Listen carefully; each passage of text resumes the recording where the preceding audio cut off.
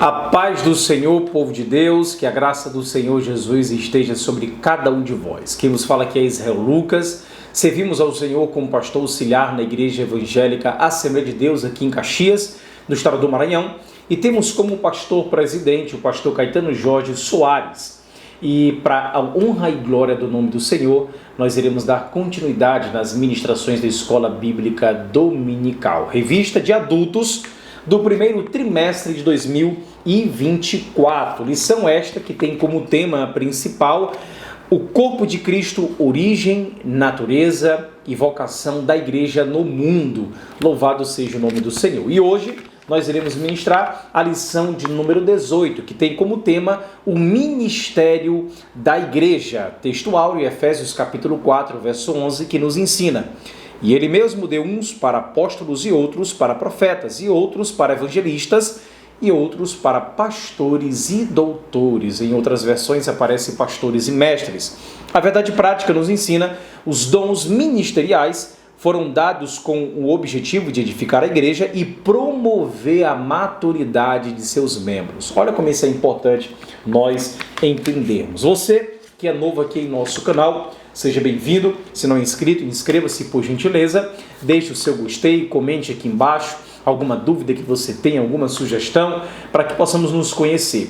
E eu quero deixar claro que o nosso intuito não é ministrar linha por linha daquilo que é apresentado nos 3 tópicos, geralmente 3 tópicos das lições da Escola Bíblica Dominical, editado pela CPAD. O nosso intuito é destacar um tópico, um ponto, uma palavra, uma passagem, interpretando dentro do espectro da hermenêutica histórico-gramatical, fazendo uma exegese do texto. Algumas vezes vamos trazer um texto no original para entendermos aí dentro do método indutivo, né, aquilo que o texto de fato nos ensina dentro do seu contexto, transpondo os abismos aí que é apresentado pela hermenêutica, e com isso a crescer na sua aula, lhe ajudar na didática. Nós sabemos que o professor ele tem essa expertise, né, de pegar a lição, estudar com um livro de apoio, assistir outros canais que ensinam linha por linha, tópico por tópico. Tem vários canais muito bons aqui no YouTube, mas o nosso intuito é ser mais prático, mais sucinto e a crescer naquilo que talvez seja uma dificuldade com aquilo que temos visto na presente lição, tá bom? Então espero que ajude os irmãos, orem por nós, estaremos orando por cada um de vocês. Então vamos lá. Nesta presente lição, na lição de número 7, o ministério da igreja, eu quero destacar basicamente com os amados as qualificações daquilo que é apresentado por Paulo ao jovem Timóteo, as qualificações dos presbíteros, né? Tendo em mente que esta palavra presbíteros no grego, ela tem em outros contextos e textos outros nomes, outras nomenclaturas. Nós observamos ali que no Novo Testamento existem pelo menos 5 palavras que identificam-se o mesmo ofício, que é pastor, bispo, episcopo, ancião e presbíteros, que tem o mesmo sentido. Nós observamos esse entendimento quando observamos o texto de 1 Timóteo capítulo 3, tá bom? Então eu quero tratar basicamente nesta oportunidade a respeito das qualificações. Podemos colocar para presbíteros, para pastores e destacar também algumas delas para diáconos, né? Que aí já é outra categoria, e também a lista repetida que o apóstolo Paulo faz em Tito, paralelo com 1 Timóteo, tá bom? É isso que eu quero destacar com os amados irmãos. Lembrando que nós temos também as qualificações dos diáconos do próprio capítulo 3, verso 8 em diante, aqui na primeira epístola que o apóstolo Paulo escreve a Tito, né? Lembrando que na Bíblia Sagrada nós temos as chamadas cartas pastorais, 1ª, 2ª Timóteo e Tito. Tito, um jovem pastor que estava alocado ali em Éfeso, inclusive a carta que o apóstolo Paulo escreve, que é apresentado os dons do ministério, dons ministeriais, Efésios capítulo 4, verso 11, está ali dentro da mesma cercania, dentro da mesma localidade, e ele escreve uma carta pessoal também para Timóteo, incentivando, ajudando para que ele agisse da melhor forma, de acordo com a vontade de Deus, naquela igreja, dentro daquele contexto. Timóteo em Éfeso e Tito em Creta, cada qual cumprindo ali a continuidade ministerial daquilo que o apóstolo Paulo fez dentro da região que ministrou e bem como as pessoas que discipulou. Eu quero destacar basicamente isso com vocês nessa oportunidade. Lembrando que o tema, se fôssemos colocar um tema para a primeira epístola de Paulo a Timóteo, seria que o Evangelho produz mudanças práticas e mudanças visíveis na vida daqueles que creem nele. Então, embora muitos pensem que o tema pode ser a ordem na igreja, a discussão a respeito dos ofícios da igreja, é simplesmente esses temas uma parte do seu argumento maior. Podemos colocar assim.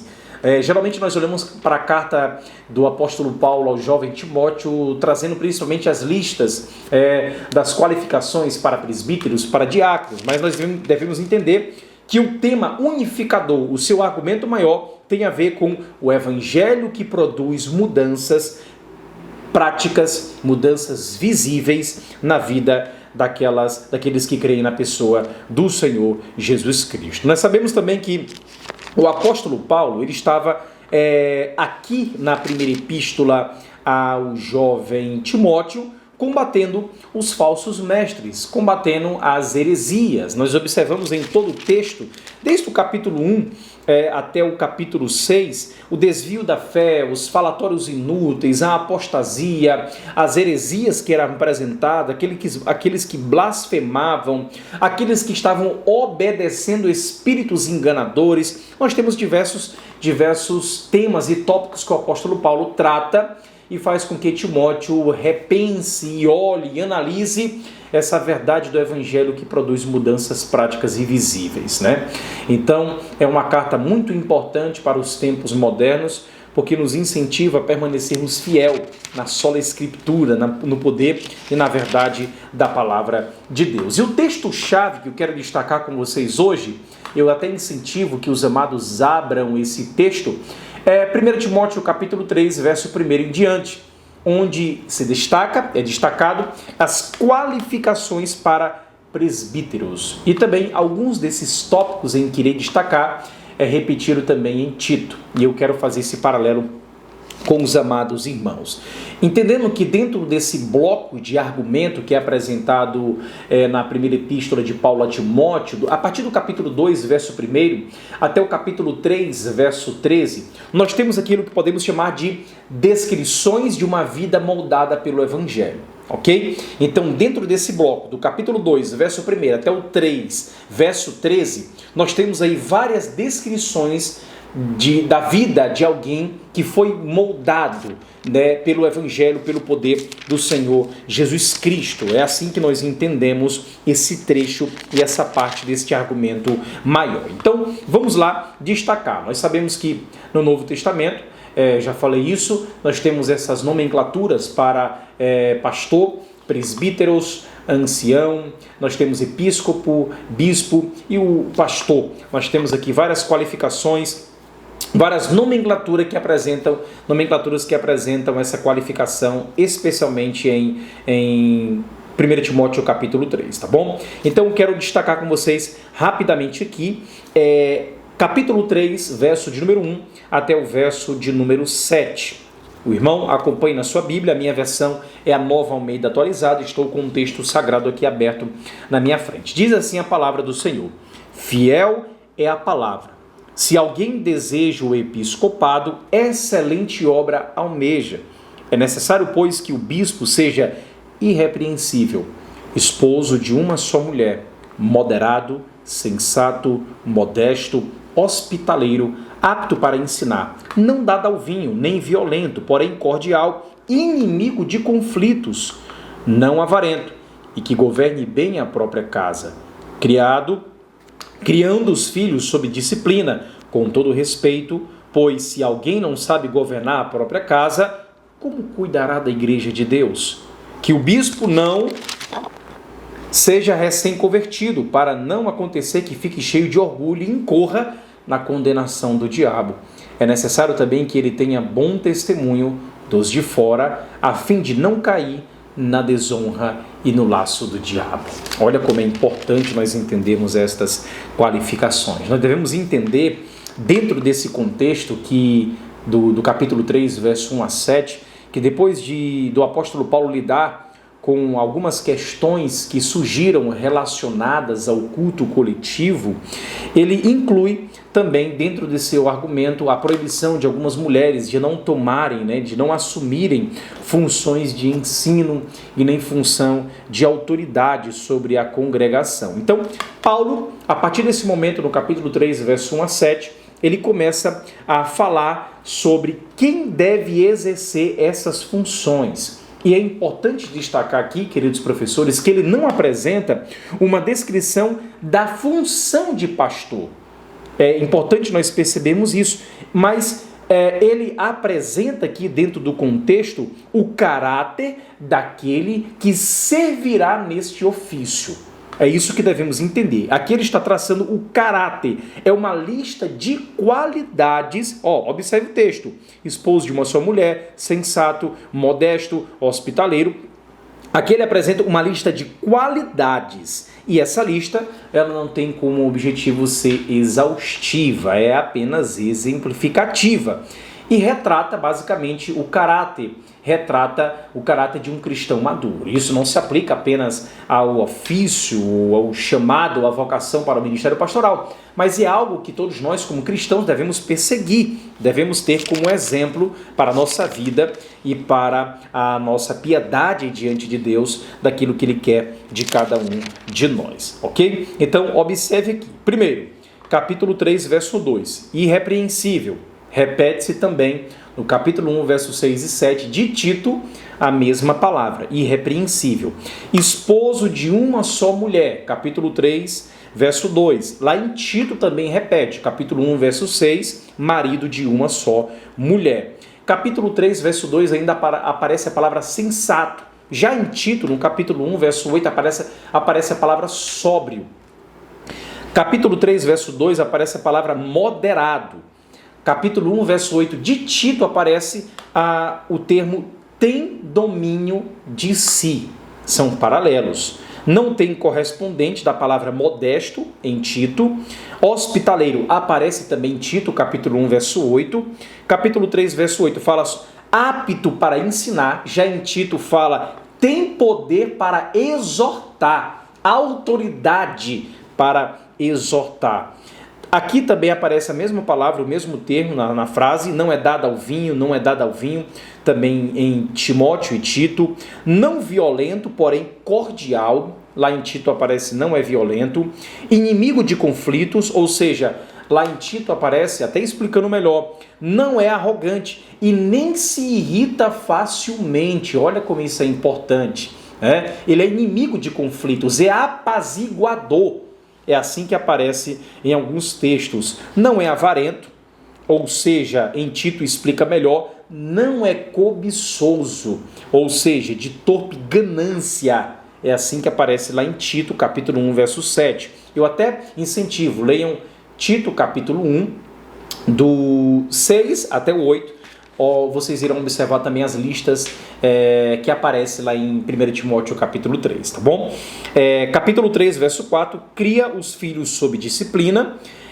Verso 6 do capítulo 1 de Tito, seus filhos são crentes, ou seja, são fiéis, não são insubordinados. É assim que aparece em Tito, ele explica melhor. Não é recém-convertido, não tem paralelo em Tito, tem bom testemunho dos de fora, não tem paralelo, e em Tito aparece amigo do bem, justo, piedoso.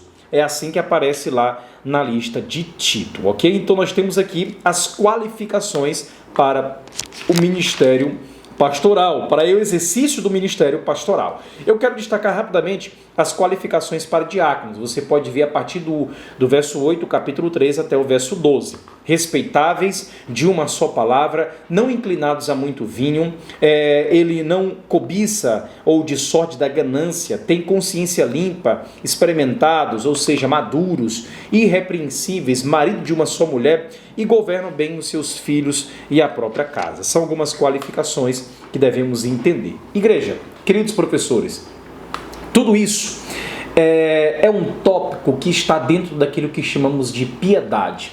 O apóstolo Paulo ele desenvolve esse tópico dentro da teologia bíblica de 1 Timóteo como espectro, aquilo que faz com que agrademos ao Senhor. Por isso que eu destaquei esta palavra. Observe no capítulo 2, verso 2. Olha como é que ele diz: orem em favor dos reis e de todos os que exercem a autoridade para que vivamos vida mansa e tranquila, com toda piedade e respeito. Piedade e respeito.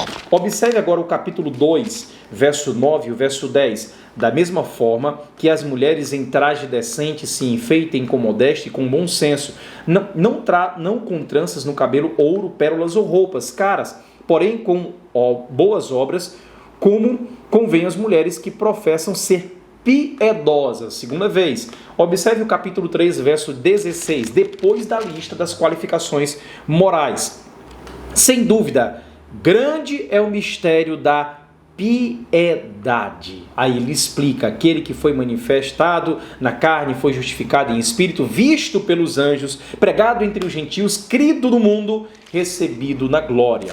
Nós temos também a piedade no capítulo 4, verso 7, onde ele diz: mas rejeite as fábulas profanas e de velhas caducas, exercite-se pessoalmente na piedade. Enfim, aparece aí diversos textos, capítulo 4, verso 8, capítulo 5, verso 4, capítulo 6, verso 3, capítulo 6, verso 5, capítulo 6, verso 6 e capítulo 6, verso 11. A piedade. É assim que aparece nesse texto das Sagradas Escrituras. E o que tem a ver esse entendimento da piedade, do entendimento daquilo que devemos agradar ao Senhor? Nós sabemos que a impiedade, o antônimo de piedade, é aquilo que desagrada a Deus, é aquilo que vai contrário à sua vontade, é aquilo que não reflete o seu caráter. Piedade tem um sentido de consagração, de uma entrega, de uma vida de santidade, é de não deixar o pecado dominar-nos, ok? Então, piedade tem esse sentido. Observe que essa palavra ela é usada como relação daquilo que descreve alguém que foi moldado pelo Evangelho, de uma maneira prática, de uma maneira visível. Então, as qualificações morais para o ministério estão diretamente engendradas naquilo que conhecemos como espectro da piedade. Uma vida de piedade, uma vida de consagração ao Senhor. Eu exerço tal ofício, não porque eu me enquadro moralmente naquilo que são o checklist, pelo menos exemplificativo, para estar, mas para que primeiramente eu glorifique o nome do meu Senhor, eu exalte ao Senhor acima de todas as coisas, para que a minha vida agrade ao Senhor e ela suba como um cheiro suave nas suas narinas celestiais e ele se agrade daquilo que eu estou fazendo. Não para ser apenas um pastor, mas para ser um cristão de acordo com a sua vontade. Não nominal, mas um crente, um servo do Senhor que tem um nome escrito no livro da vida. É assim que devemos perceber. Exercer isso não para nos qualificarmos para tal cargo, como se fosse apenas um currículo qualquer que tem pontos a serem checados e eu estou apto. Não, mas essa é a vida daquele que quer morar nos céus de glória. É a maneira como os cidadãos dos céus devem viver. Então são qualificações morais que se enquadram também para a nossa vida, tá bom? É isso que eu queria destacar. Já estou passando aqui do meu tempo, geralmente eu tiro 15 minutos, 14 minutos, para ser bem prático, para ser bem direto, para ser bem sucinto. Então, destaque bem. explique cada ponto das qualificações morais, tanto para pastores como diáconos, tanto a lista de 1 Timóteo como a lista de Tito, a partir do capítulo 1, verso de número 6 em diante, tá bom? Espero que tenham ajudado, querido irmão, querida irmã, que Deus te abençoe grandemente e vamos juntos continuar crescendo na graça e no conhecimento de Deus. Como diz o apóstolo Paulo aos Romanos, a igreja que se reúne em Roma, capítulo 12, verso 7, parte B, se é ensinar, que haja dedicação ao ensino. Até a próxima lição.